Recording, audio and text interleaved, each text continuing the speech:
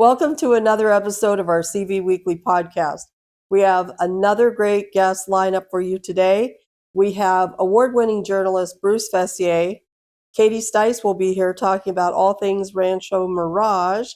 And then we have eMMELLE and Razor J. They're going to talk with us for a little bit before they perform. And our main sponsor today is Capriati's Sandwich Shop in Rancho Mirage.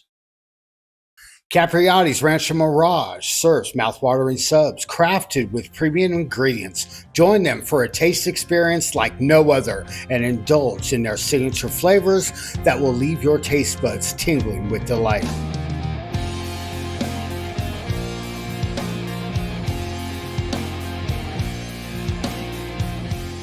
We are here with my journalistic hero, Bruce Fessier. Okay. Hey, Bruce. Set the bar low. How you doing? I'm doing well. How are you doing? I'm doing good, thank you. So first of all, I wanted to ask, how long were you at the Desert Sun? A little over 40 years. Oh, that's a long time. Yep. Started February 5th, 1979, and my last day was June 3rd, 2019. Okay, so you've been retired from there for a while now. So that's about 6 years. 6 years, yeah. But in fact, you're not really retired because, I'm busier than ever. Yeah. How do we ever really retire, right? I can't. Yeah. Yeah. So tell us a little bit about your current gigs, because I know you're working for a lot of different publications and doing some freelance work. Yep. I have found that I've become sort of a source of information about all these things I used to write about. I mean, it's kind of nice that like some newspapers, they don't just dig up my stories and run them again. So that gives me a chance to update my stories when people call me. But I get interviewed about Coachella every year by publications and radio and TV stations around the world. Yeah. I'm happy to be sort of an ambassador of Coachella. And right now I've been this morning and the last couple of weeks, I've been interviewed for a book about the Plaza Theater, because the Plaza Theater is opening later this year, and they're trying to get a book ready by December.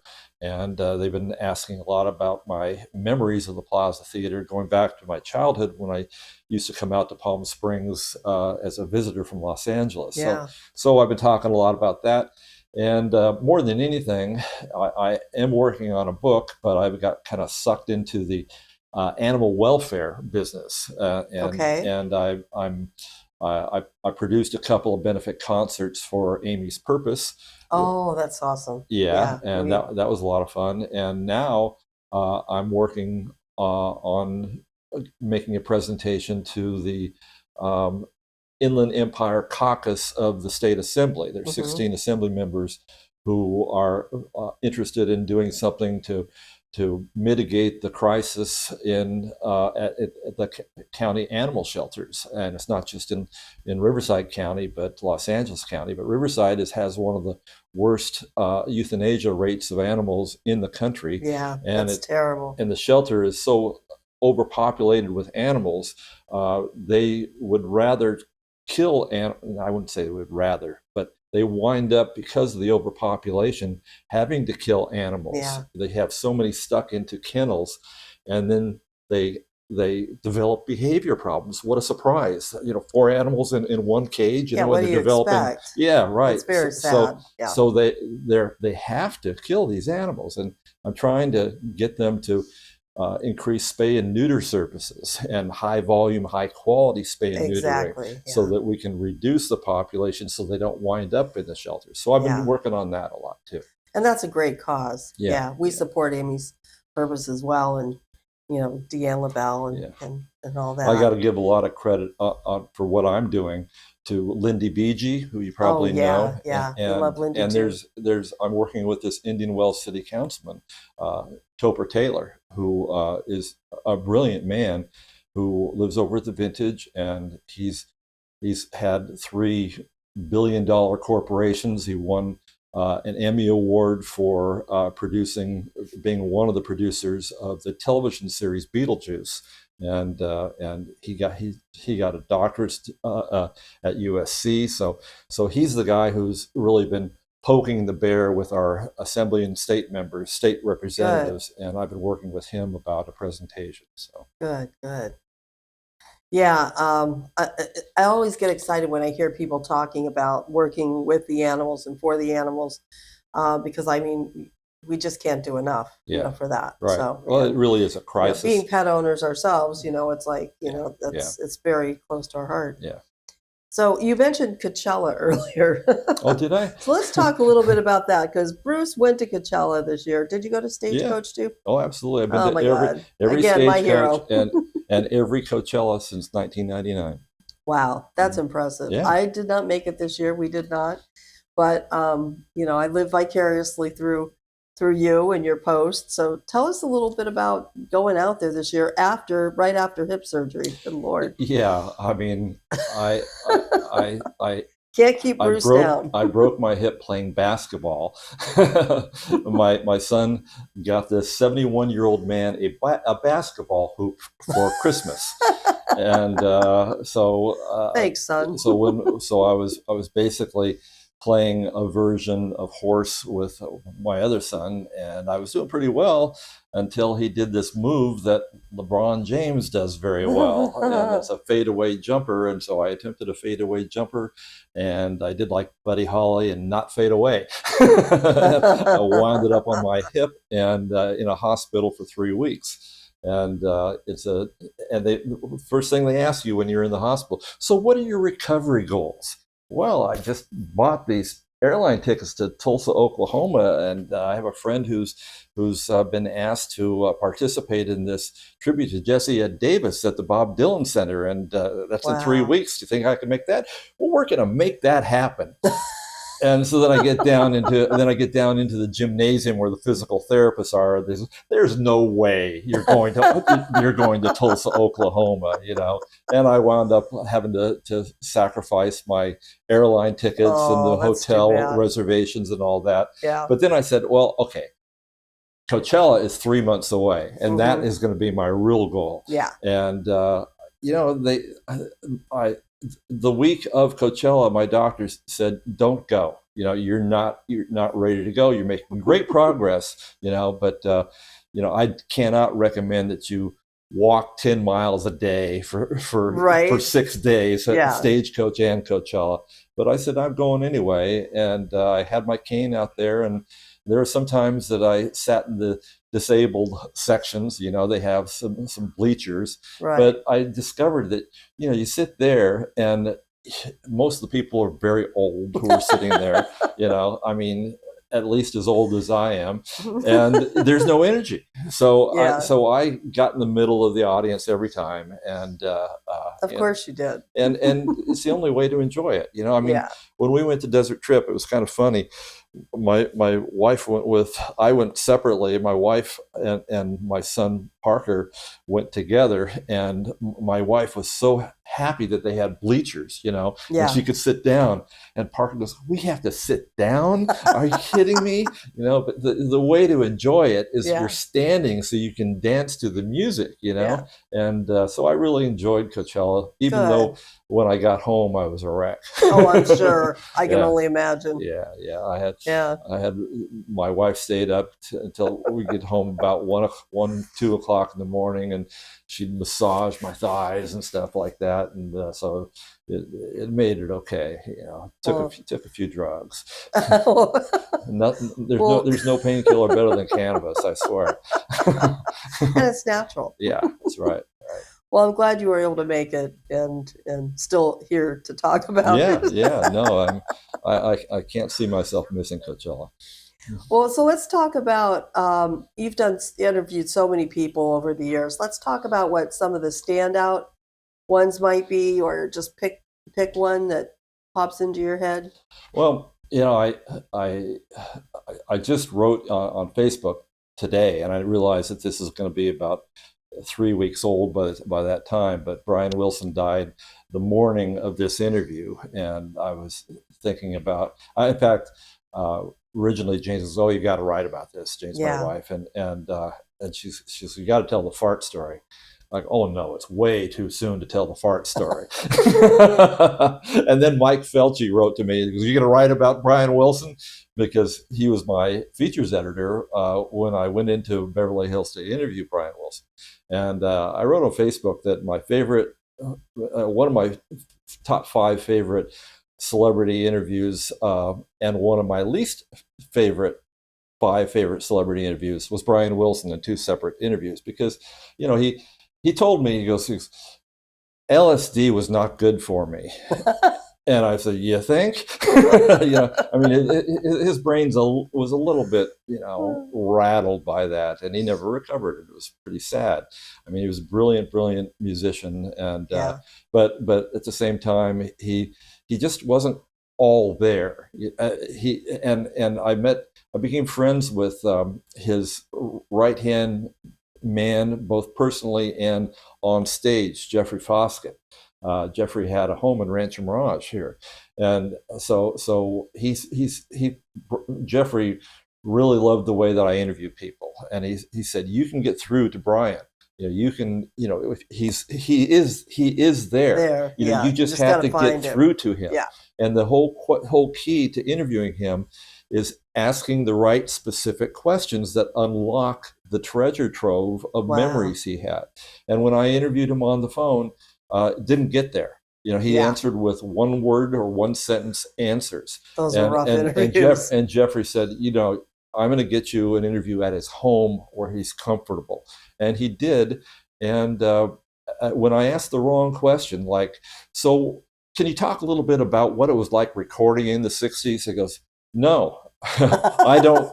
I have a fog memory. I don't remember anything." Wow. But then I'd say, I heard that you that you transcribed Rhapsody in Blue for Smile, the album Smile, and George Gershwin is one of my heroes, and he told me how he listened to the violin parts for 2 weeks and transcribed them, and all of these memories came out, and it was just it was a fabulous interview, except after about an hour or so, we were in the middle of talking about the lyrics to Good Vibrations. Mm-hmm. And of course, that's sort of a controversy, because Mike Love has said that he wrote most of the lyrics to Good Vibrations.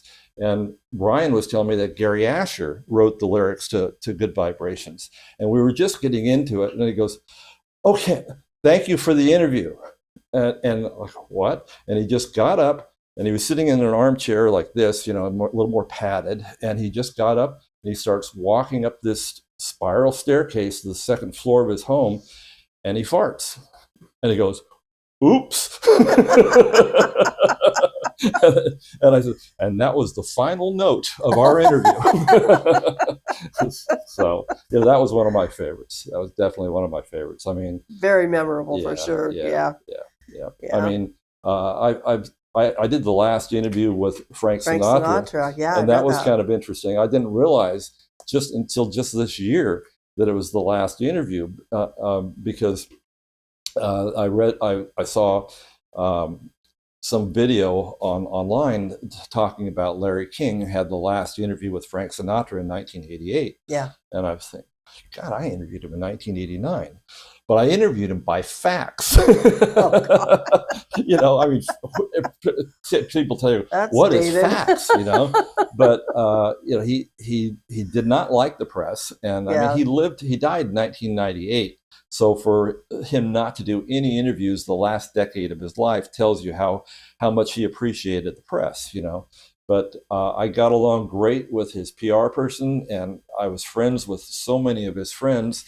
One of his friends once tried to take me out to dinner with Sinatra, and we went out to Tracy restaurant in Palm Springs and waited about an hour for him, and Frank Sinatra stood me up.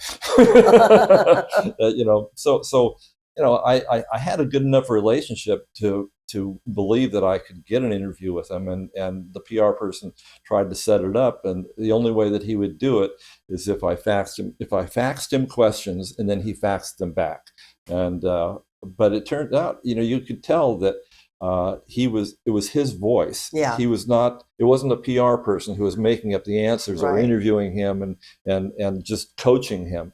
It was definitely one take Charlie. He was, he didn't edit himself, and it turned out to be a pretty interesting interview about his life in Palm Springs. Yeah. And that's kind of one of the bases for the book that I'm writing, which is from Sinatra to Coachella. Talking about my experiences with Sinatra, but it's more less about me than it is about the evolution of popular music, which is a huge subject. But it's the thing about Coachella is that it has been an evolution of popular music. It started out as a festival that wanted to showcase music that couldn't get on AM or FM radio or MTV. And it took the alternative music and gave it a showcase, and then added hip hop and EDM, which is also basically at that time underground music. Yeah. And it's continued to include more diverse music from around the world. Now you've got K-pop bands headlining, and you've got Bad Bunny as a headliner, and it's so international now. And they make so much money from the international market Yeah. via YouTube and sponsorships from around the world that they don't need to sell out every year. So this last year was a wonderful Coachella, because, and everybody go, they didn't sell out. Yeah, they could have put another 25,000 people a day there, but the access was so easy to get around because they don't need to sell out, and it was just really wonderfully relaxing, even with my bum hip.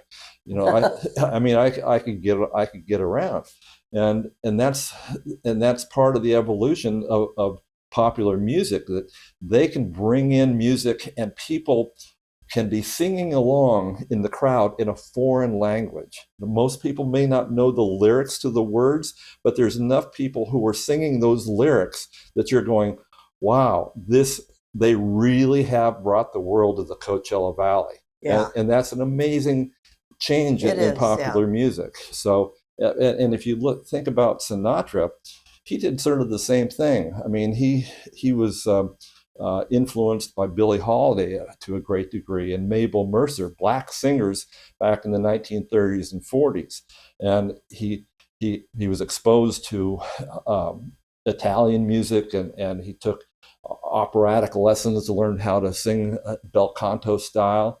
And he took the classical training, and he took the black storytelling and merged them into a new art form that nobody else had done before. And so that is also part of the arc of popular music, integrating black music and different types of music into a new art form. And so that's kind of what the book is about.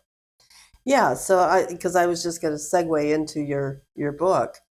And what is the working title for that? It's called From Sinatra to Coachella, A Long, Strange Desert Trip. Very cool. Yeah. Mm-hmm. Yeah. So, and I'm sure you've got all kinds of great stories in there. Yeah. I mean, my most recent interview, which I'm going to continue, is with Billy Gibbons of ZZ Top. Nice. He most people don't know, he actually lived in Thunderbird Country Club. Yeah, I did know that. Did you know that? Yeah. Yeah. And he was a neighbor of Hoagy Carmichael's, and Hoagy Carmichael wrote Stardust, and he wrote Stardust for a publisher named Irving Mills, and Irving Mills was my mentor. And I told him about the time that I was over at Irving Mills' house when Hoagy Carmichael called Irving Mills, and Irving was putting together a series of cocktail music albums, because when Irving moved to town, this Palm Springs had some of the greatest lounge music, the greatest lounge pianists in the world. All these people who were working in the studios, or there was this one bebop pianist who'd been a junkie bebop pianist for 20 years, and he wanted to get clean and just play his music. And so he'd play a little lounge in downtown Palm Springs, just played for himself. And it was so amazing. And Irving decided to do an album, cocktail music, a series of cocktail with all these different composers that he had worked with over the years. And he wanted to do an album with Hoagie Carmichael. And Hoagie says, Irving, are you still working? 91 years old and you're still working? But Hoagie was just a really cool guy. And he had, when Billy was over at his house, he noticed that he had a suit hanging in his garage. And he said, why do you keep a suit hanging in your garage? He goes, well, when the neighbors walk by, they see that suit and think, well, there's a sharp dressed man. Oh, nice. So there's the genesis for the big MTV That's hit, a cool story. Sharp Dressed Man. Yeah, right. So with all the people you've interviewed, before we go, I want to ask you, who is the one that got away? Who would you have liked to have interviewed that you never got the opportunity to? Well, Bob Dylan, but not too many people have gotten to interview Bob Dylan. Well, of course, that'd be mine. Yeah, but he played the McCallum Theater in 1995. Yeah. And even when he played Desert Trip, Paul Tillett said he was going to try to get somebody for me, one of the 6 guys who were playing Desert Trip. And I said, Bob Dylan's my number 1 request for an interview. Yeah. And didn't come through. He said, I don't even talk to Bob Dylan. I didn't get it either. Yeah, right. So yeah. You had a way better chance than I did. Yeah. But, I mean, there's been a few, there's been a lot, but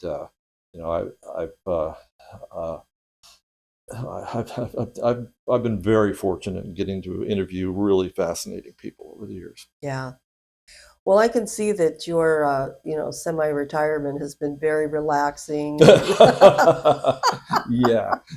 So before we go, what do you do to actually relax? I mean, that makes you feel like you might be in semi-retirement. I mean, does Jane get to, see you much, or I mean, do you guys do some fun stuff? Yeah, no, I mean, it's kind of funny because Jane goes with me to. I drag her along to a lot of things that she doesn't want to go to. But at the same time, I go to a lot of things by myself, and it's funny how many times I've been out and I've introduced Jane to somebody. Who goes, I didn't know you were married. I go, I've been married for 40 years. But she's got her own life, and she was a very successful theater instructor for many years. Right. So it's great to have, two different passions. I mean, she likes a different kind of music, and we like a lot of the same kind of music. When I met her, she had played Patty Andrews of the Andrews Sisters at a show in San Francisco. And our third date was I was covering Tex Beneke playing the music of Glenn Miller, and it was at Ironwood Country Club, and we were obviously in love that night, and that was background music. And how many people would enjoy someone who takes them to see Glenn Miller, Yeah. But so we got that music, but she's very much into pop music, much more so than I am. Mm-hmm. And she's not really into hard bop jazz, which I really am into. But we have enough in common, and we have enough diverse interests that it makes it interesting. And we've been married for it was just 41 years. Yeah, that says a lot. I mean, that's a long time. Yeah. Very, very solid. Yep. Well, I really appreciate you coming in today and taking the time in your busy retirement schedule. So thank you so much for coming in, and we're going to be looking for that book. Do you have any idea when it's going to be? A couple of years. A couple of years. Yeah. Well, I definitely want a copy of that for sure. Yeah. Thank you. Thank you, Bruce. All right. Bruce Fessier. Kitty Pig, a non-alcoholic beverage brand brewed specifically for the alternative and heavy music culture, in collaboration with Kitty and We Are Pigs. All headbang, no hangover. Our next guest is the president and CEO of the Rancho Mirage Chamber of Commerce, Miss Katie Stice. Hello. Hi, you look fabulous today. Thank you. I was just sharing earlier, had a big event to go to. It's part of what I sign up for. Yeah. Thank you. You're always doing stuff like that. Always, yes. Yeah. Lots of community involvement. So what are your, duties? Sure. What is involved with what you do? So, in short, for a lot of people who maybe aren't sure about what a chamber does, a chamber that does really good work is a champion for business, a catalyst for growth, and a convener of leaders and influencers. So, Okay. we do mixers and ribbon cuttings, but really that's that overarching goal of what we do. But day to day, it's a lot of, funny enough, admin work. So I spend a lot of time behind my computer. As much as I'm Right. out there, there's a lot of behind the scenes. Any ways that we can help, though, support business, small business in particular. Our large employers are all members of the chamber as well, because they're a huge part of the community, big stakeholders, nonprofit organizations, and area professionals. So that looks like networking events, educational opportunities, or large special events where people can gather and support each other. Yeah. Wow. Well, you definitely have your hands full for sure. Yes. And is that all you do, or do you have another job so as well? that's a great question, because it is common that maybe maybe a chamber might have a part-time CEO or a small staff, or maybe just volunteer. We do have, because we're a full service chamber of commerce, we Right. have 6 staff members. I'm a full-time CEO. I report to a board of directors, and we also work with our government agencies as well. So this is my full-time gig. And I've been doing it in the Valley for about almost 20 years. If you can, Oh I my know, gosh. I know. I didn't realize it had been that Forever. long. Me either. Yeah. Well, for me, whenever I think of Ranch and Mirage, I think Katie Stice. Oh, you do? No, well, I then do. perfect. And a Then, lot then of I'm doing people my feel that job. way. Yeah. You absolutely are. Thanks. I appreciate it. So we were talking earlier Yeah. that about the young professionals Yeah. that you have. Can Mhm. you talk a little bit about that? And let our viewers know? Absolutely. Yeah, so it was on my heart to make sure we were doing something that was going to engage the young professionals that are out here, and just make sure that they felt like they had a space. I don't think it's always wise just to send out an invitation, but Yeah. really make it specific to that age group, to make sure we're saying, hey, we're including you, come be a part of this. And even we're looking for leaders within the group to step up and help as well. And my hesitation was that sometimes these groups can just become kind of parties or single scenes. And so I was sharing that one Yeah. of my mentors is under 40 years old. I do that intentionally to make sure I'm staying, relevant. And he said, well, make it really about professional development for us. And I think you're going to get the type of young professional that you want.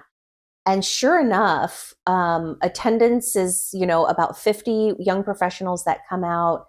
And Wow. it's such a neat experience, because they're supporting each other. They're all very professional in their careers and in their jobs. There's an attorney. The general manager of Cotino is very young. Like, it's an incredible group. The caliber of young professional just blows my mind. Yeah. But to watch them support each other. And then at these events, there might be something fun like ice skating, or we were just at Dirty Desert Collective, had a big fun event. But we always try to add that element of professional development. So having maybe a speaker or something that's going to be pretty powerful for them to rub elbows with someone really important, maybe, and kind of get a foot in the door to, the senior salesperson at Acrisure Arena. That was a pretty powerful meeting for them. So it's been really great, because if we can just stay in tune with the community, like I think you do very well, you see where there's opportunities to step up, right, and offer maybe some programs or workshops or mixers, whatever it might be. And that's something that's really different about what you do in Ranch and Mirage, because a lot of the other places don't really offer something for the young professionals, specifically. Yeah, you're right. And that's very important. It is. I mean, that's our future leadership of our businesses, of our nonprofit organizations. So to make sure that we're really putting a hand out and really welcoming that group of people in particular and connecting them with our community, I think that can really be a game changer.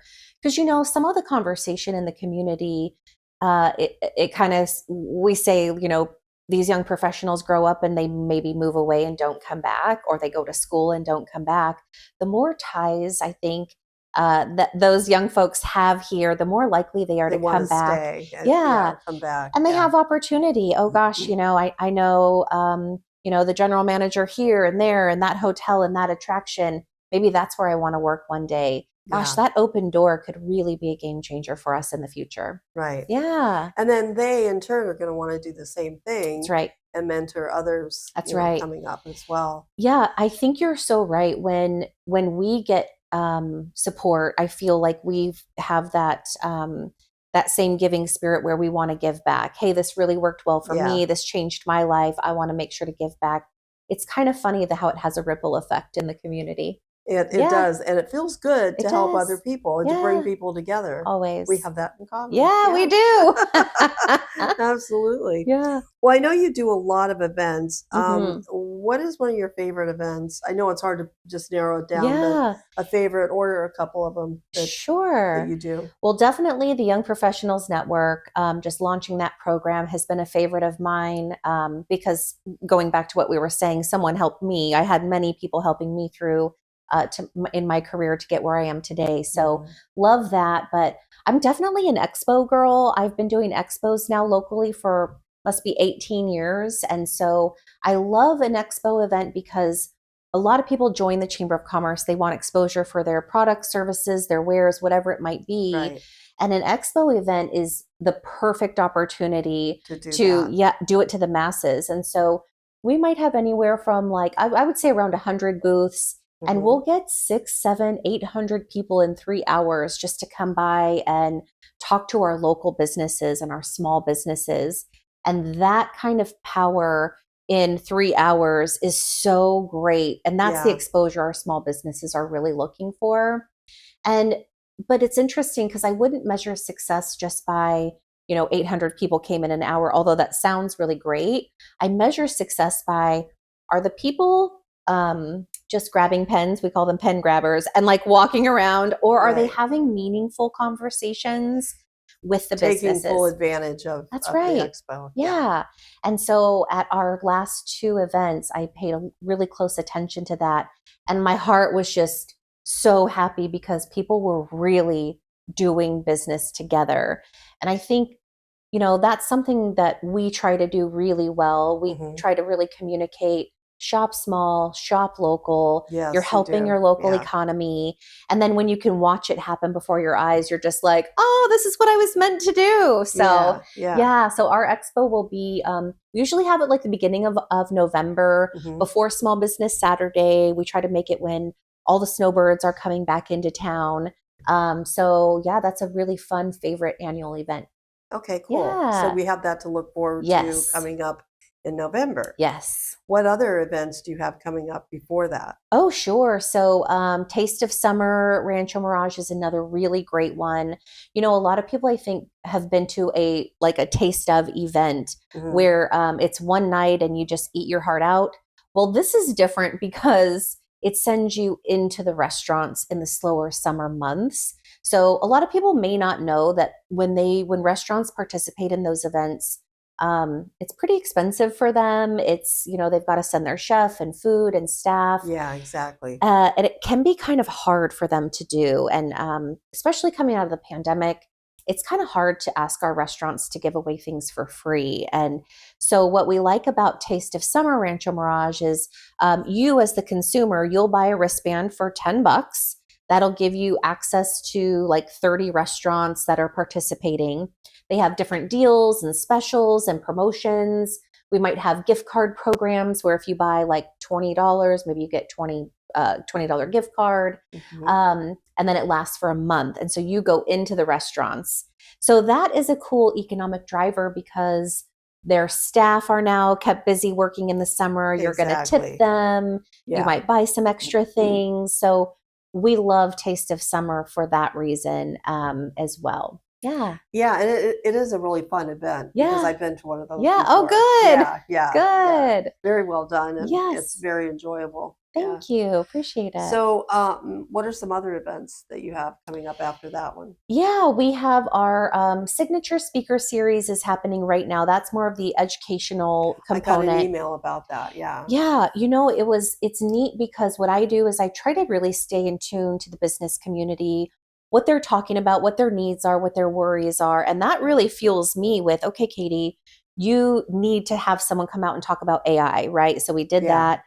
I actually went on a limb and I asked US Chamber to send someone to talk about AI, because I think we had two speakers, one that talked about more how you would use it as a business owner, but we Right. also wanted to have that world view of what is that bigger picture of AI and ethics, and Yeah. how are other countries using it. And so we had both of those speakers. We just had yesterday, as a matter of fact, Scott White from Visit Greater Palm Springs spoke, Mhm. and they're adding on to their program of work, in addition to tourism, which they do a great job. They're adding on business attraction to part of their program of work. And so they'll be out Okay. courting businesses to come open here in the Coachella Valley. That's a game changer for us. There hasn't really been anyone doing that in the capacity that they are, I don't think ever. And so those are two that we have. We'll have Martin Masiello is the CEO of Eisenhower. He'll come give basically like you've heard of State of the Cities Yes. events. He'll do a state of healthcare update. You know, healthcare is our largest employer here in the Coachella Valley. Oh, yeah, with having the 3 hospitals. That's right. Yeah. Exactly. And so to have him come and talk about the state of healthcare, access to healthcare, what they're doing to make sure that people aren't, waiting in ER rooms, and mental health is a huge issue. It is. Yeah. And where do people stay? And so that'll be another fantastic luncheon that we'll have. So that series is really powerful to me because it brings some of the experts and hot topics right to our members. Another one that we'll have, I think it's in July, will be Chairman Reed Milanovich from the tribe, Oh, to get an okay. update from the tribe. And to me, that's important as well, because a lot of folks don't know maybe how essential the tribe is to our area. Mhm. As just one example, they have a curriculum in our schools out here that teach children. I think it's all the third graders here in the Valley. They teach the children here in the Coachella Valley about the history of the Kuya Indian. And that curriculum is really special. I think they're one of the only tribes in the nation that has something like it. Mhm. So to learn more about our tribe and their efforts in our community, I think can be really powerful to help understand how that tribal government works with our business community, residents, and families. I agree with that, because I don't think the masses are really that educated and know that much about Yeah. the tribes and Yeah. exactly what all they do. That's right. Yeah. Yeah. And Yeah. the way they give back is amazing. And And people don't realize that either. they don't. Yeah. And it's funny you say that, because when I started to talk with the tribe about coming to be our guest, part of the conversation was, they don't want to brag. They don't want to say, oh, we've given all of this money to all of these charities. Right. But I said, gosh, it's such a powerful story for us to hear that, we had no idea you impacted the Children's Discovery Museum or, these senior programs. But gosh, it makes such a difference when we do know. But they're so humble that getting them to share on stage, it took a little talking into, but we're so happy to have him there. Yeah. That's very Yeah, cool. thanks. So, what is something about the Coachella Valley that you would like to change or add, improve, fix, Yeah. that So- you see there's a need for, Yeah. or to change something? So I guess it would probably have come from just because the lunch was yesterday with Scott White talking about business attraction. As we grow the Coachella Valley, we are having some resource issues. So, I've heard people say, we'd love to have an IKEA out here, or more Amazon stores, or a lazy dog cafe, which I've never been to, but people seem to love them. And some of the issues that come around development are around energy.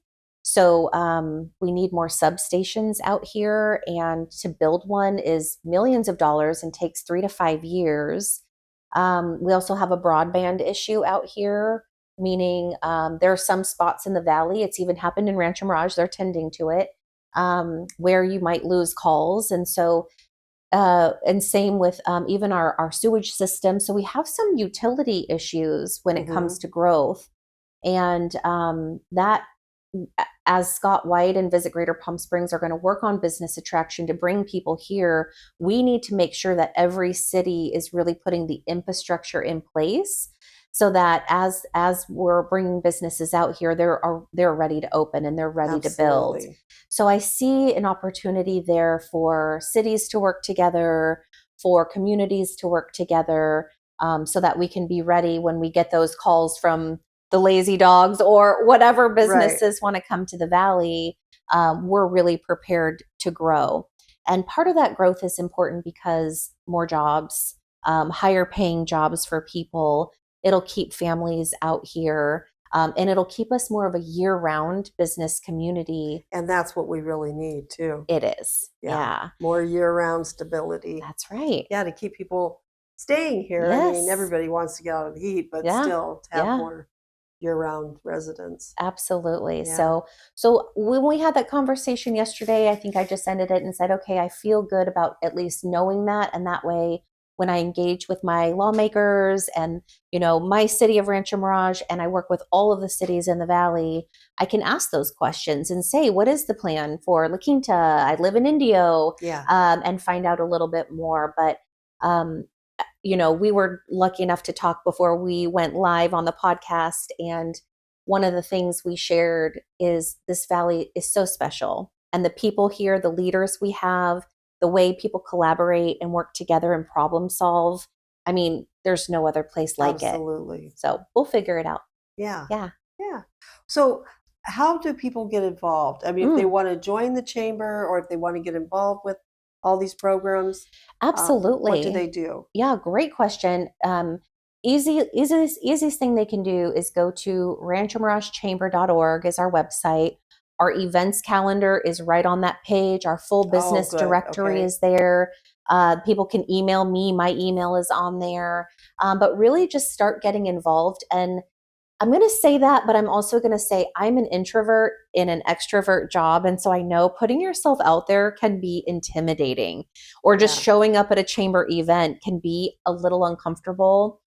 Because our culture at our chamber is very much understanding of that, we do try to make it really warm and welcoming for everyone. We really work hard to make sure that it feels inclusive, like friends getting together. Yeah, so I feel that. You do? Yeah. Oh, good. I'm so glad. Yeah, I definitely feel that with the chamber. Yeah, we work hard to make sure that that folks just feel like they belong. Belonging really means a lot to me personally and professionally. And so, we just make sure that that's our brand. When people come in, that they feel welcome. There's smaller groups and meetings that might be a better fit. There's some huge events for people that feel comfortable in that setting as well.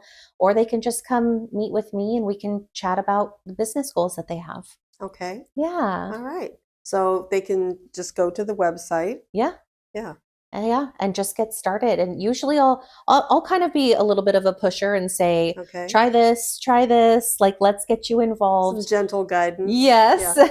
And then the key is just that. Kind of keeping that consistent, exposure in the community and really building that relationship. So we always say it might take 5 to 10 times of someone meeting you to suddenly be like, I know who she is. I know what she does. Yeah. I know when to call her. I know who to refer her to. And that's kind of where that magic happens. Yeah. Yeah. All right. So you're an inspiration to me as well as many other women in the Valley. And so I wanted to ask you, what words or motto do you live by that you would like to share?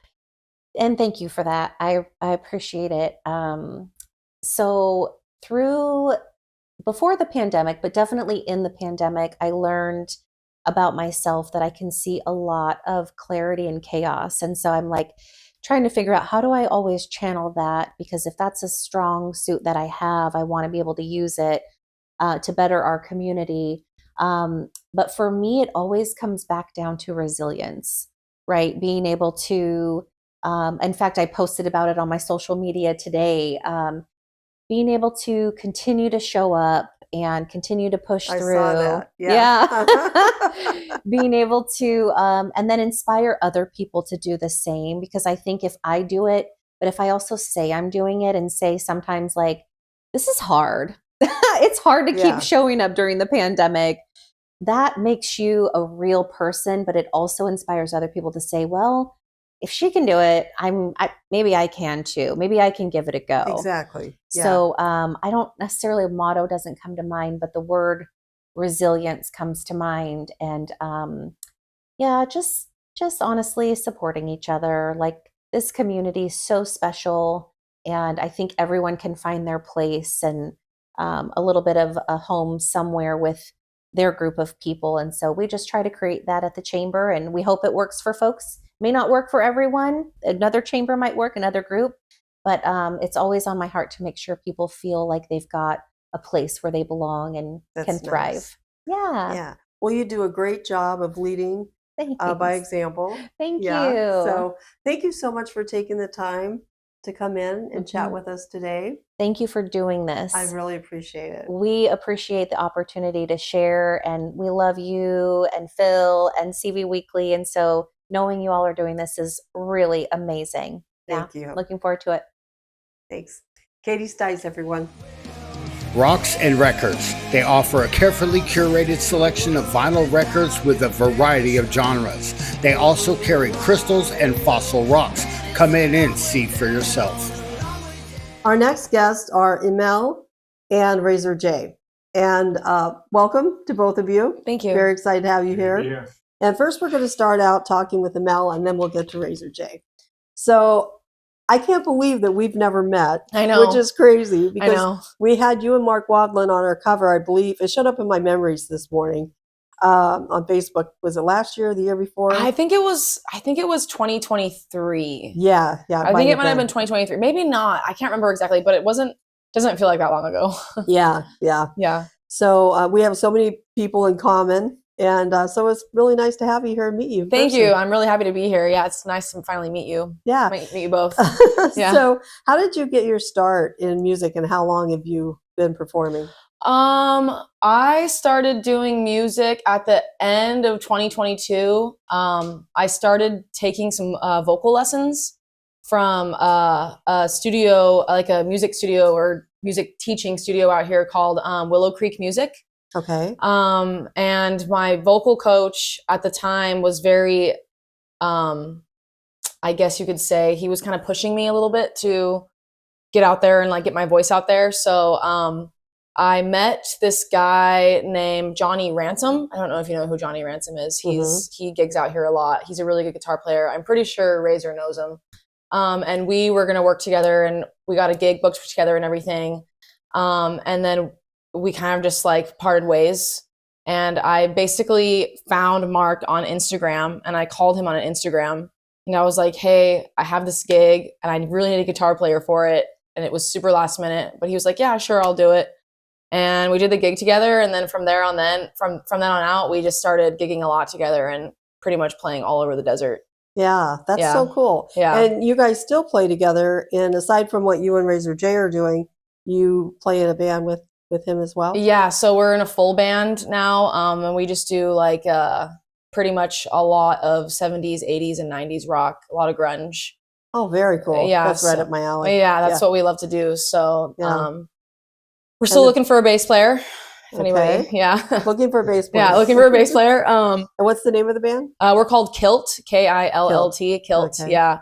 So we're not just an Irish band, but we do some Irish songs too. So that way we can like get, into some like Irish pubs and stuff like that. Like we that's play, unique. Yeah. yeah, we play in Redlands a lot at this Irish pub called Three Stags, Yeah. Irish pub. So that's been like one of our main spots that we've played.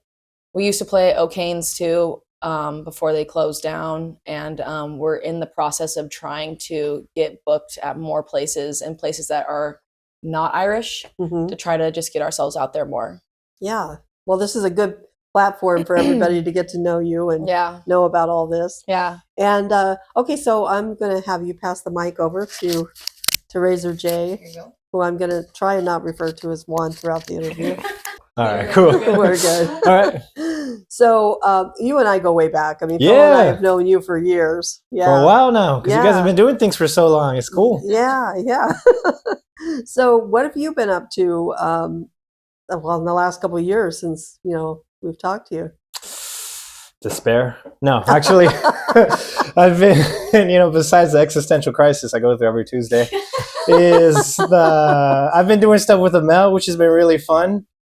And I've been also going to LA a lot, doing session work with this pop singer named Yaya whatever. I don't know where to look, but I got to shout her out, check her out. I've been working with this rock band. Sometimes we work together. I don't know, it's been less and less so often, more recently, but Los Vampiros, and it's cool because it's all Spanish rock. And there's obviously a lot of cool rock stuff happening here, but for whatever reason, even though there's a lot of cool rock stuff happening and a lot of cool Mexican artists around here, there's not too much Spanish rock. So and there's like maybe a cover done here or there, but Right. So that's been fun.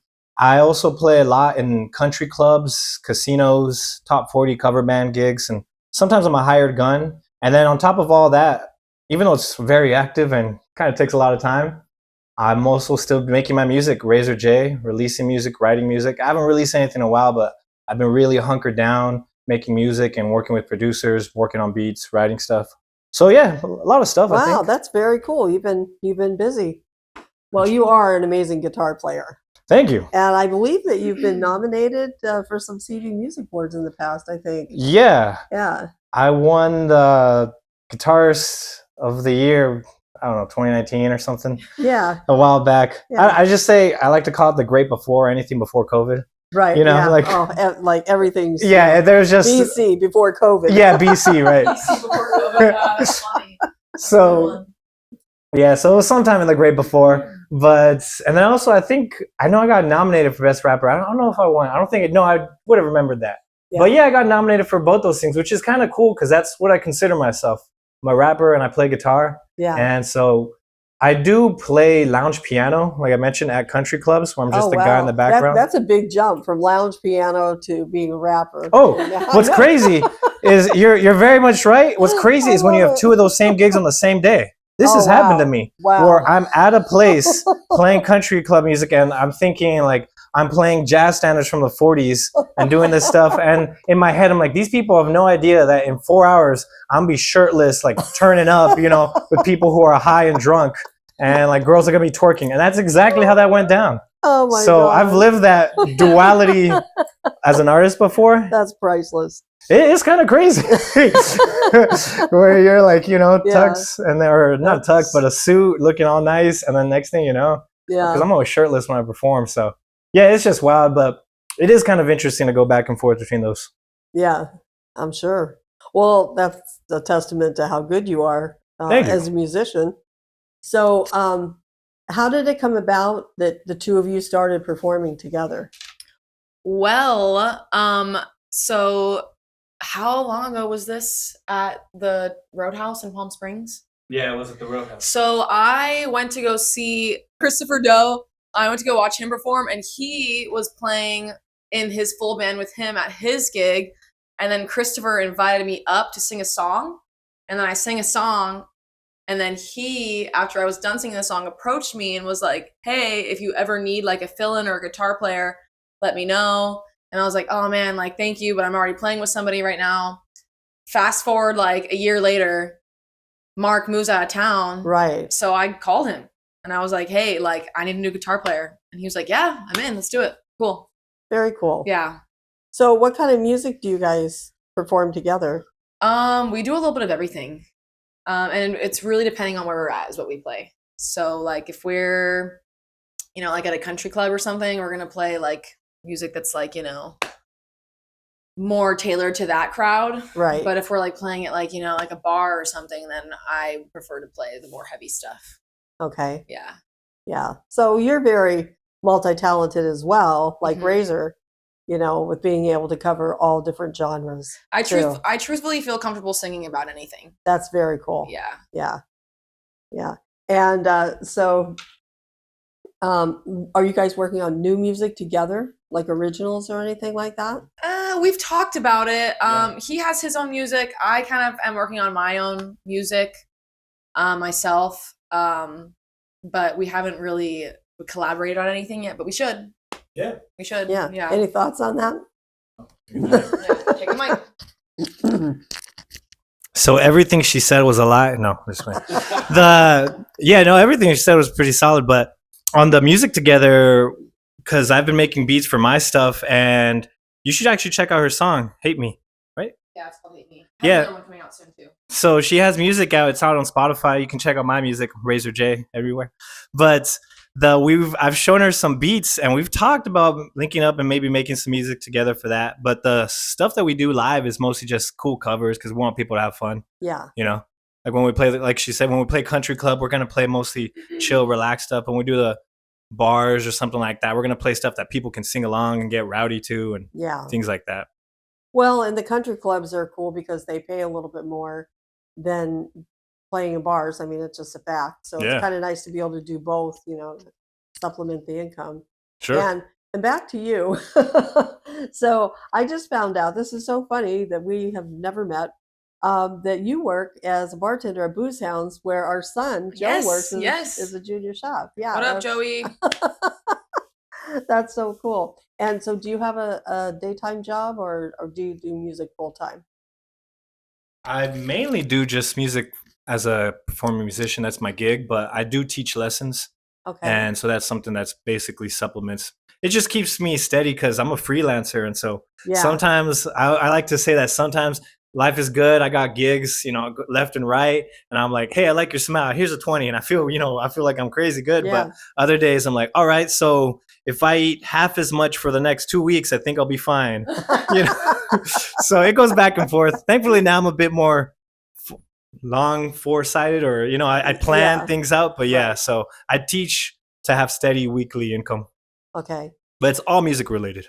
Okay. Yeah, he just eats, breathes, sleeps music. Exactly. Yeah. Yeah. I Well, wish that's I cool. was, but Musician for hire it is what and it is. teacher Yeah. for hire as well. Yeah. So what would be a dream gig for you guys to be able to book together? Well, it's funny that you mentioned that because we actually are in the process. We just got some photos done, some professional photos done.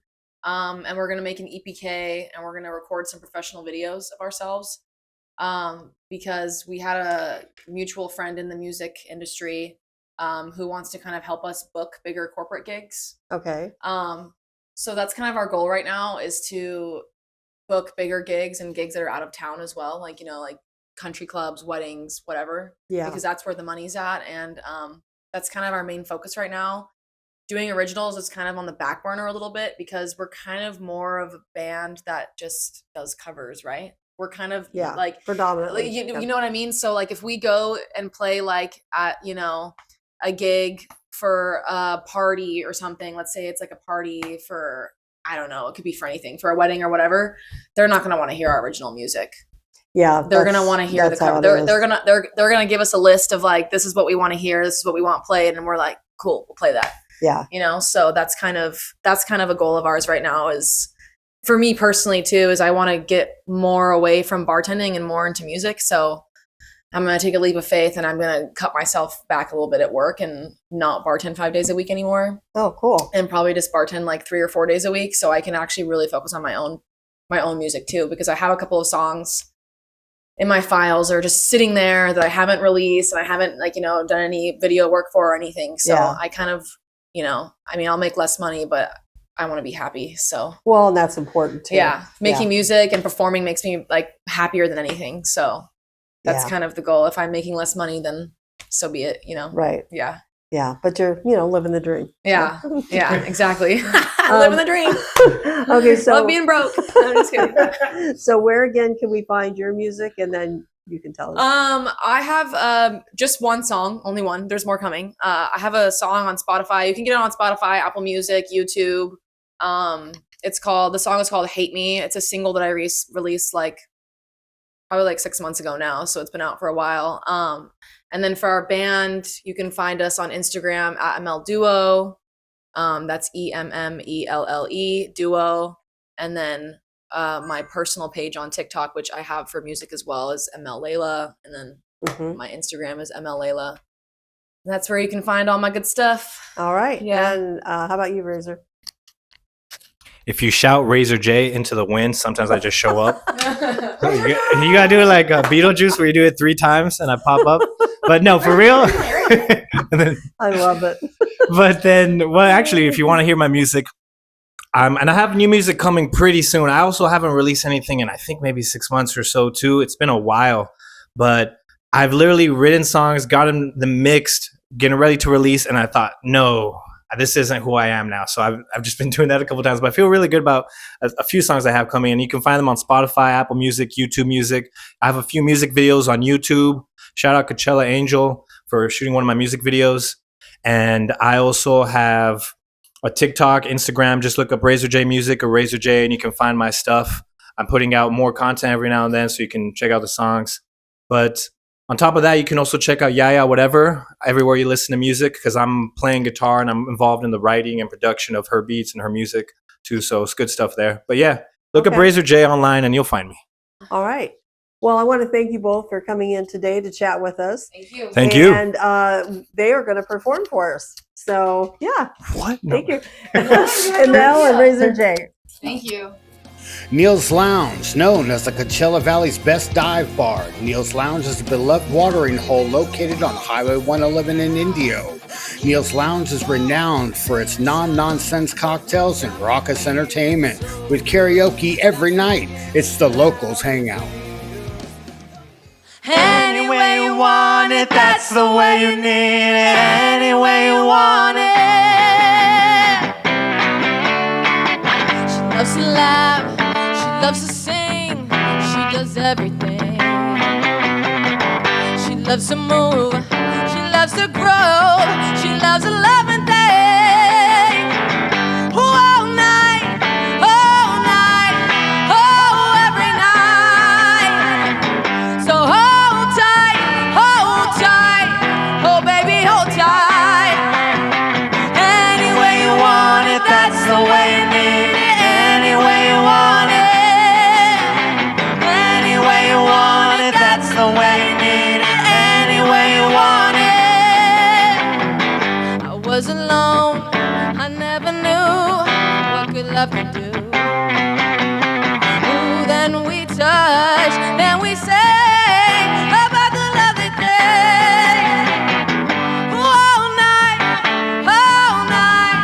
oh, every night. So hold tight, oh baby, hold tight. Oh, any way you want it, that's the way you need it. Any way you want it. Any way you want it, that's the way you need it. Any way you want it.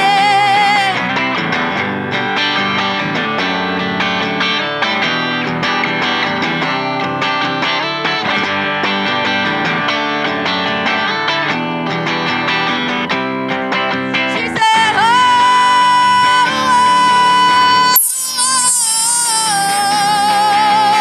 hold on, hold on. Any way you want it, that's the way you need it. Any way you want it. Oh, she said, any way you want it, that's the way you need it. Any way you want it. Oh, she said, any way you want it, that's the way you need it. Any way you want it. Oh, any way you want it, that's the way you need it. Any way you want it.